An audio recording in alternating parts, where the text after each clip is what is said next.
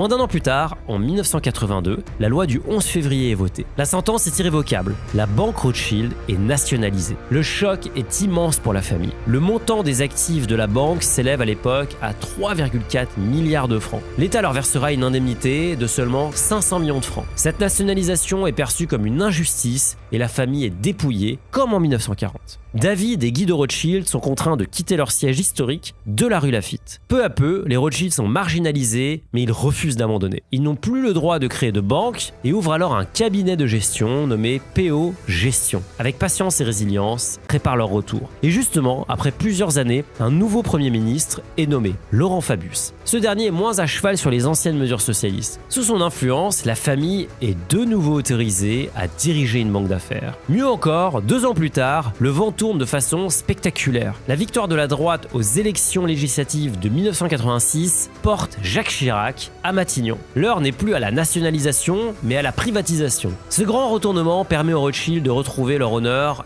et leur patronyme. Pour la 3e fois en 5 ans, leur société change de nom et PO Bank devient alors Banque Rothschild & Co, marquant un retour triomphal dans la finance. En 2003, une étape majeure est franchie avec la création de Concordia BV, une holding commune réunissant les branches parisiennes et londoniennes. Cette alliance stratégique vise à renforcer leur compétitivité face aux grandes banques d'affaires mondiales. Le nom Concordia fait écho à leur devise familiale Concordia, Integritas, Industria, unité, intégrité, industrie. En 2015, Concordia BV devient Rothschild & Co, symbolisant leur volonté d'unifier leurs images. Cette transformation provoque aussi des tensions. La branche suisse, Edmond de Rothschild, spécialisée dans la gestion de fortune, y voit une atteinte à son identité. Le conflit autour de l'usage du nom atteint son paroxysme en 2015, mais un accord est finalement signé en 2018. La branche franco-britannique conserve l'usage exclusif du nom Rothschild & Co, tandis que le site web rothschild.com est co-géré par les deux entités.